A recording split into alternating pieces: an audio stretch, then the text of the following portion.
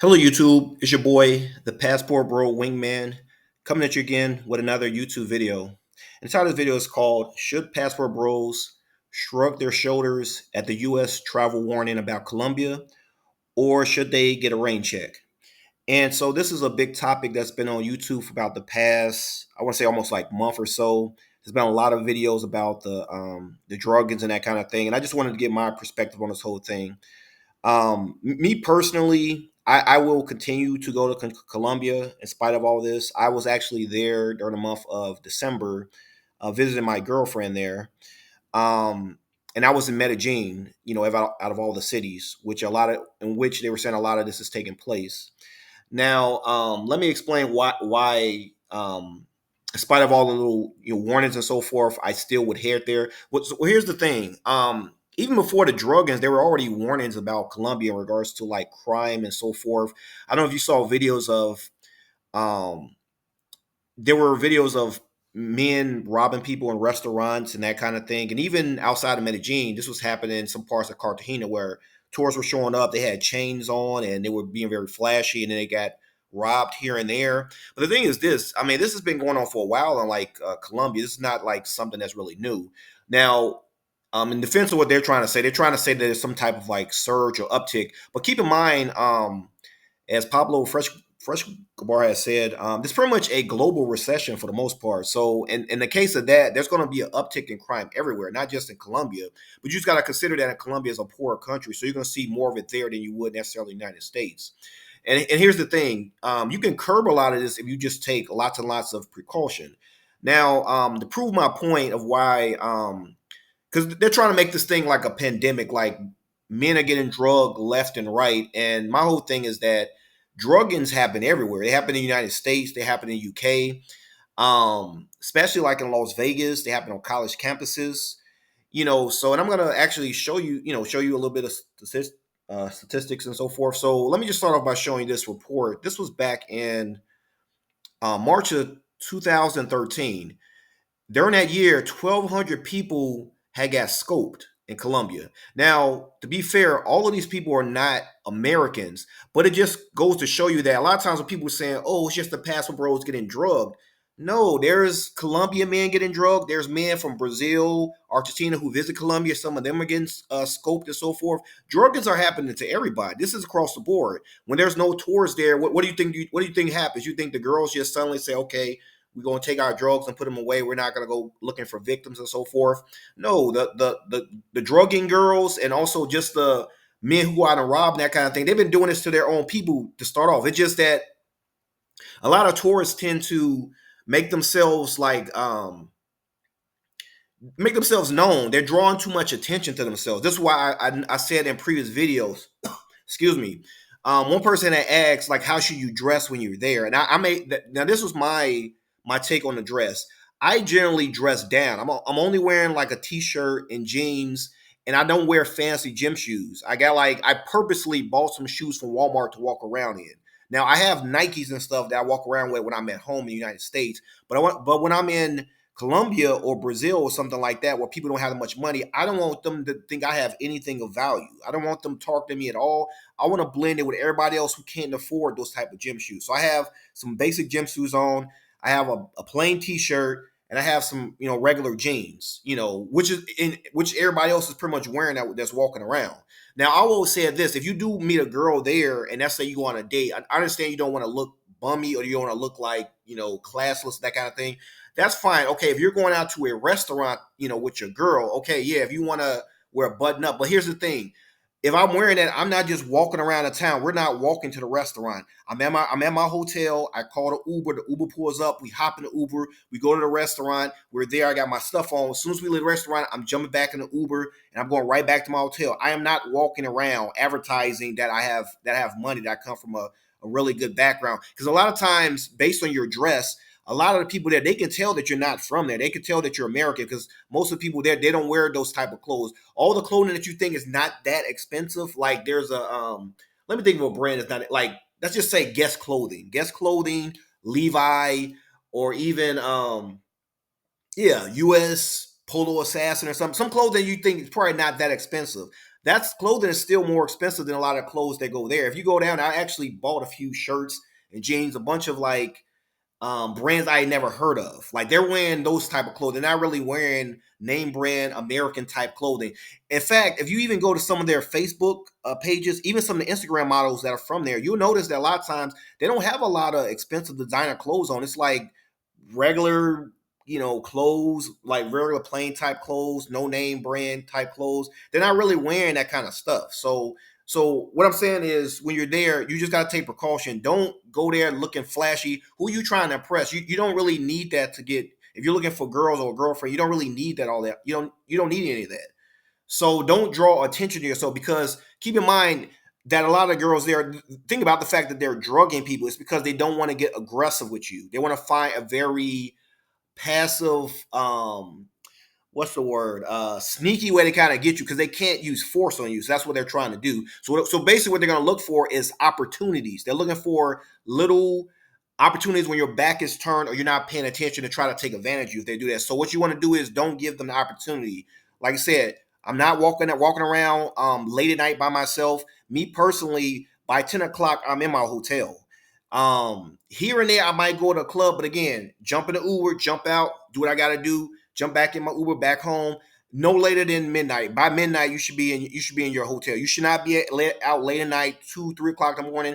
All that's going to do is increase your chance of getting drunk, being out in a random city. You might not even be able to get a taxi out that late in the area you're at. You're in some strange city. They know you got money. They're looking the way you're dressed.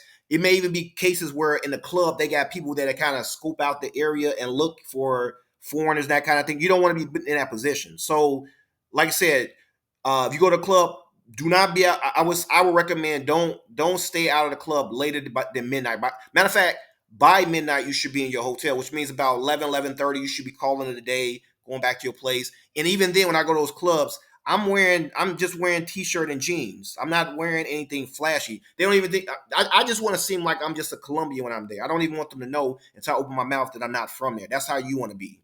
And on that note, that again, 1,200 people have fell victim to scopolamine. This was back in 2013. You talking about, they recently said what, 25 quote unquote passport bros. We don't know if these people identified as passport bros. We don't, but let's just say they are 25 versus what, 1,200. So if 25 Americans have been scoped, think about how many Colombians have been scoped outside of the passport bros. It's plenty of people. Please, you gotta watch your drink. You gotta watch your drink. Um, Let me show you something else.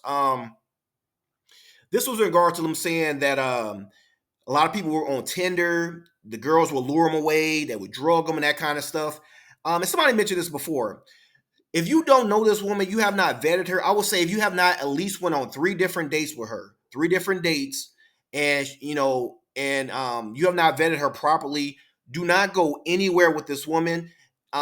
Or better yet, anybody in general, anybody befriending you in general, do not go to any location they invite you to. If they say, "Hey, I'm having a party at my place," or like, "Hey, after drinks here, we're going here." You don't go. You don't go. You don't know them. You don't know them. You don't go anywhere with anybody you don't know.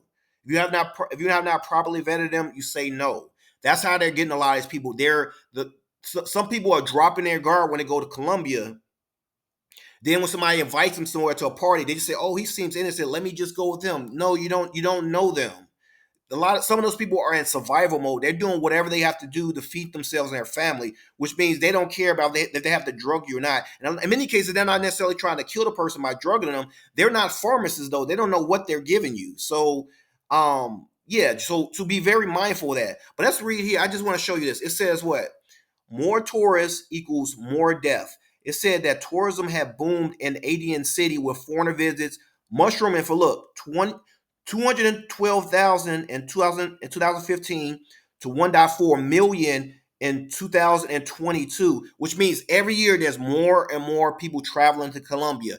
And it's not just Americans, it's people from all over. So as there are going to be more people traveling to Colombia, what do you think is going to happen? Of course, the key word is number, not percentage. The number of Americans getting drugged is going to go up. But when you look at the percentages, it's not that much. It can't be no more than, I would say, maybe like 1%. 25 people getting drugged, They're literally every month. I mean, it has to be in the hundreds of thousands. Well, maybe not hundreds of thousands, but tens of thousands of American traveling to Colombia every single month. I've been there in the double digits. I've not had any issue. It's because like I said, if I don't know the person, I don't go anywhere with them. I typically don't drink that often anyway. Even when I go to like a bar or something like that, I went a few times. I get one drink. That's about it. And I make sure that I got it directly from the bartender. I don't have girls bringing me stuff, all that. I don't do any of that. When I go back to my hotel, I don't drink at all. So even when I had girls come over, I don't drink anything. I don't drink anything. I don't eat anything. There was a guy that they put something in his soup and he ate it. And she took him. This lady took this guy out to a restaurant. Of course, the people there were in on it. She put something in his soup. He ate the soup. He passed out. Again, going to a random location that you know about. So if you do go to a restaurant, make sure if you put it in Google, it should show up. Do not go to a some shady in the whole wall restaurant that doesn't show up on Google. Google works there. It will show you all the restaurants in that area. If it doesn't show up on Google, you don't go there. You don't know if this is just somebody's house they're trying to set you up or something like that. So that being said, as more tourists, which is going to continue because this passport bro movement is getting bigger and bigger and bigger because more men are becoming enlightened and aware of that that the dating culture in America is toxic. Nobody wants to deal with it. And on top of it, like I told my boy Pablo, I can't go back to like we're too in deep we're too in deep in this thing now. Like what is the other solution to what go back to dating back in the United States? It's not going to work. We all we can do now is go forward and try to make better steps so that less and less of this can happen. The problem is a lot of people on their first trip, they're going to Colombia, they're going to Brazil, you're going to the countries where you need a little bit more experience because there are a lot of little dangers here and there you need to be aware of. You need to go to a more safer country like the DR or even maybe Tijuana, you stay like a little, even well, technically, even there is a little more dangerous. But technically, if you have not been to another country before, I would recommend you either go with somebody else or you get a tour guide. Tour guides are very cheap. If you go to Cuba, you can get a tour guide there. You go to Colombia, there's tour guides there. Somebody who's been in the area, and they will show you around, and they will kind of tell you, don't go here, don't go there. And I should not have to say this, but I have to say this because this happened to one guy. He went to the airport. Some random girl approached him and act like she met him on Tinder. He didn't remember her. He went with her. They jumped in the cab. The cab took him to this random spot where he got robbed. Again, you don't know these people. It is not like I understand people go there. They go there, and you're watching social media. You see all the fun, everyone's happening. You just assume that everyone there is foreigner friendly. Everyone there just wants to help you. While that's true for majority of people, however, there is a percentage of people purposely looking for opportunities. They just know that some tourists have never been there, so you're a little bit more naive. Well, some of you, not me, like some people. So for that reason, you need to keep your guard up, just like you would if you went to Chicago, if you went to Miami, if you went to Las Vegas, if you never went to these if you've never been to any of these big cities, United States. Put it this way: if you did go to a big city in the United States, just the same way you navigate there, you need to navigate that same way as when you go to a foreign country. You don't know the area, you don't know the people, you have no idea what you're getting into. So that's that.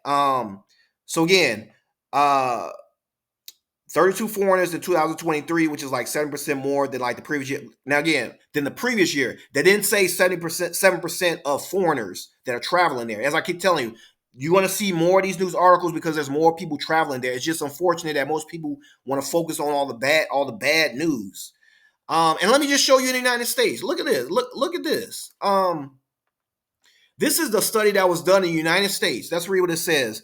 A new study published in the journal Psychology of Violence on Monday suggests drink spiking, drugging someone by illicitly slipping a drink like GHB or Xanax in their beverage may be significantly more widespread than previously believed. In a survey of more than 6,000 students at 3 United States universities, 462 respondents, think about that, 462 out of 6,000 students at 3 universities in the United States, which is about 8%, self-reported that they have been drugged before. Think about that.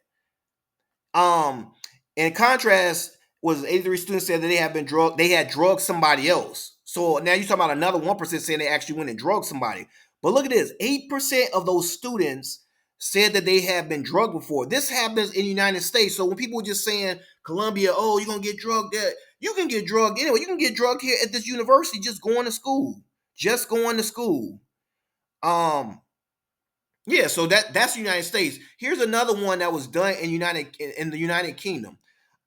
Drink spiking is at epidemic levels in the UK. Remember I talked about there being people trying to say this epidemic in Colombia. Look at this. If this is United Kingdom, this is a Western country. Up to 15% of women and 7% of men have been spiked with alcohol or drugs. Do you see that? So can we just stop with this? Oh, y'all just gonna go over there and get drugged. I can stay right here in the United States, go to one of these colleges, go to Las Vegas. I can say, oh, you know what? I'm gonna go to one of these richer countries, the UK, and you can still go there. And while y'all with your friends, somebody can still spike your drink. So again, the rule is you never take your eye off your drink. If you go to the bathroom, you come back, throw that away. It's done. It's done. But you get another one. You make sure you see them bring it to you directly from the waiter or waitress. Bring it right there from wherever they're getting the beverages from. They give it to you right there. They pour it. You're drinking it. Drink it. What I generally would do is drink enough so I'm not thirsty. So that way, as I'm eating, if I have to go away, I don't have to come back. And I'm not really thinking about any water. Like I said, if you do come back, you throw it away. Generally, my rule is this: if a woman is coming back to my apartment, we're going there to get busy for the most part. I had to put it that way, but that's the way it is. We're going there to get busy. We're not going there to be dancing and drinking and staying up all night doing all this. We're going to my place. We're going to get busy. We might do a little talking. Then after that, she has to leave. If I have not vetted her, if I don't know her that long, we only been out for a few days, that's not enough for her to spend a night in my house. I have no idea what's going to happen when I go to sleep. You don't want to put yourself in that predicament as well. And this was a good point that Paulo brought up as well. Make sure your hotel or Airbnb takes ID. Do not stay at an Airbnb or a hotel where they don't care about who walks in there. They don't care about people showing ID. You want to be in one that shows the ID, that makes your guests show ID. So that way, when a girl sees she got to show her ID, she's going to be on camera. If she is thinking about drugging you, she's probably just going to leave. He talked about a story where a guy was going with a girl and she had drugged his drink along the way. And the only thing that stopped her from going to his hotel room and taking all this stuff is when she went to the counter, they said, "You need your ID." She turned around and she went back home. That saved him from being drugged that saved him from getting all his stuff stolen.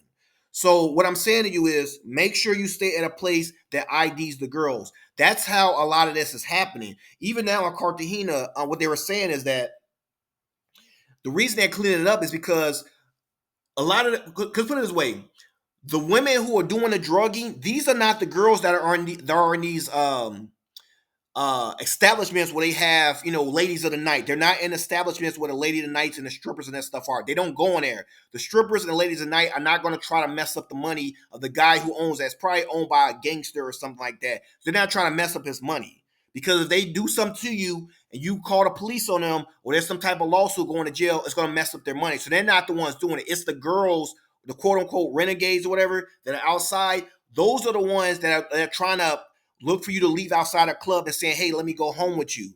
So a better way to do it, for whatever reason, if you do want to engage, for whatever reason, because my thing is this: if it's legal there, that's fine. So if you do decide to engage in P4P, it's legal there. Hats off to you.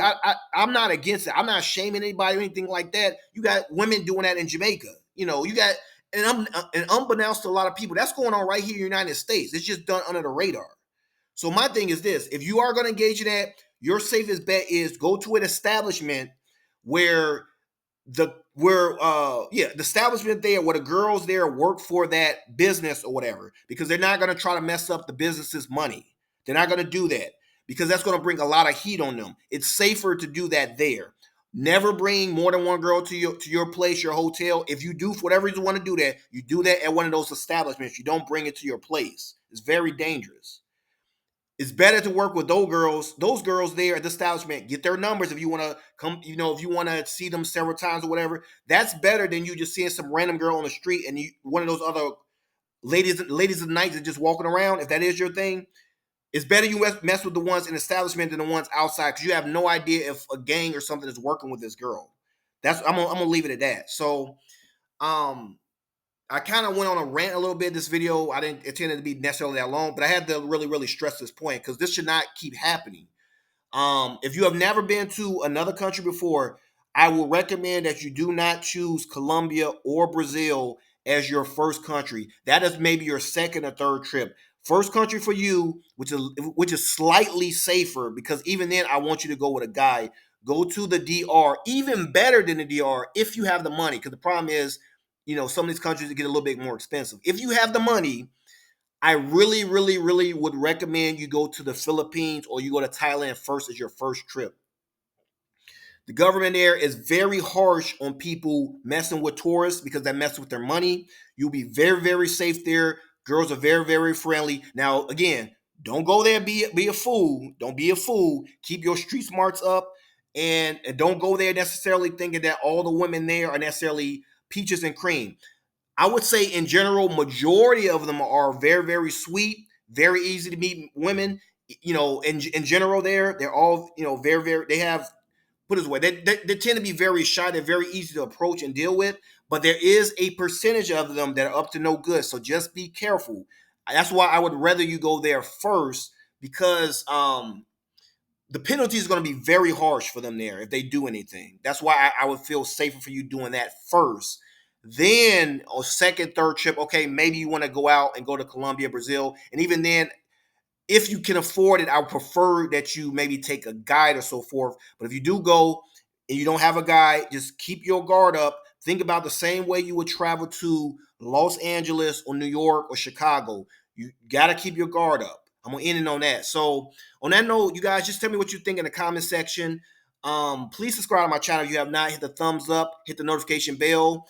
I'm really trying to grow this channel, but YouTube tries to put me like in a little shadow ban space or something. But go ahead and tell me what you think in the comment section. And until next time, this is your boy, the Passport Bro Wingman.